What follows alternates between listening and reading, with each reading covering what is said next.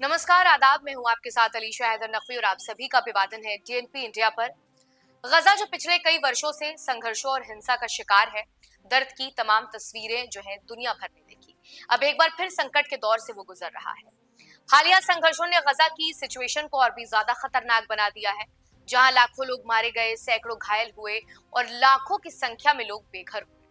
इन हालातों को देखते हुए United nation secretary general Antonio Guterres ने गजा के रिकंस्ट्रक्शन और उसके डेवलपमेंट के लिए अपनी कड़ी कमिटमेंट को जाहिर किया है। दरअसल गुटरेस का कहना है कि गजा को फिर से बसाने के लिए अंतर्राष्ट्रीय समुदाय का सहयोग असेंशियल है। उनका मकसद सिर्फ पूर्ण निर्माण नहीं बल्कि एक स्थिर, आजाद और पीसफुल गजा की स्थापना करना है, जहां लोग बिना डर और संघर्षों के बगैर अपना जीवन जी सके। संयुक्त राष्ट्र महासचिव एंटोनियो गुटरेस ने कहा है कि गजा में नाजुक सीज फायर को बनाए रखने के लिए आने वाले दिन बेहद जो है वो खास होने वाले हैं। उन्होंने सभी पक्षों से गुजारिश की है कि अपने वादों का पालन करें ताकि जो ज्यादा विनाश है उसे रोका जा सके।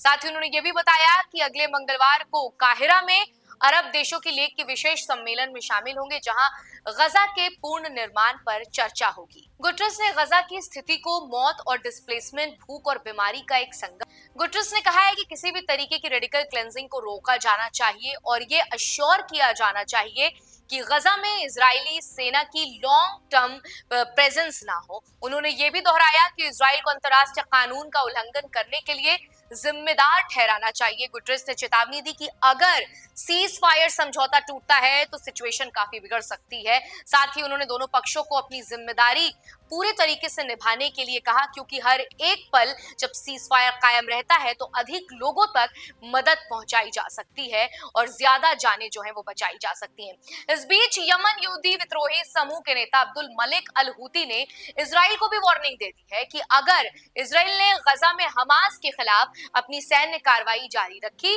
तो हुती समूह इजराइल के खिलाफ युद्ध शुरू कर सकता है। हुती ने साफ किया है कि वो फिलिस्तीनियों के समर्थन में किसी भी तरीके के कदम उठाने से पीछे नहीं हटेंगे।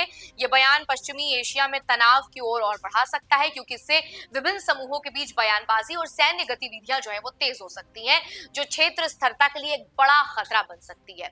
आपको बता दें कि अंतर्राष्ट्रीय समुदाय इस पर निगरानी बनाए हुए है ताकि किसी भी संभावित संघर्ष को जो है वो रोका जा सके और क्षेत्र में शांति बनी रहे। गजा के युद्ध विराम समझौते से एक दूसरे के चरण में बातचीत में गतिरोध की जिम्मेदारी हमास के प्रवक्ता हाजिम कासिम ने ली है। कासिम ने अल अरबी टीवी से बातचीत करते हुए कहा है कि इस समय गजा में दूसरे युद्ध विराम के चरण पर कोई बातचीत नहीं हो रही है। उन्होंने ये भी साफ किया है कि हमास और अन्य संबंधित पक्षों के लिए इस मुद्दे पर कोई बातचीत नहीं हो रही, जिससे ये साफ हो जाता है कि दूसरे चरण पर कोई ठोस प्रगति नहीं हो रही है। इस बयान के बाद ही यूती विद्रोही समूह के नेता अब्दुल मलिक अल हूती ने इजराइल को चेतावनी दी, जिससे स्थिति जो है वो और जटिल हो सकती है और मामला और बिगड़ सकता है। लेकिन यूनाइटेड नेशन ने कहा है कि वो अगली मीटिंग में साफ तौर पर ये सुनिश्चित करेगा कि गजा के लोगों के साथ इंसाफ हो और ये सीज फायर जो है किसी भी सूरत में रुके ना, क्योंकि सीज फायर के कारण ही अब दोनों ही जो लोग हैं वो अब कुछ पल सुकून के गुजार रहे हैं। और यूनाइटेड नेशन ने अंतर्राष्ट्रीय लेवल पर भी गुजारिश की है कि इनकी शांति बनाए रखना बेहद जरूरी है। फिलहाल आज की इस वीडियो में इतना ही। आपको हमारा ये वीडियो कैसा लगा हमें कमेंट सेक्शन में लिखकर जरूर बताइएगा और ऐसी तमाम अहम जानकारियों से जुड़ने के लिए बने रही डीएनपी इंडिया के साथ।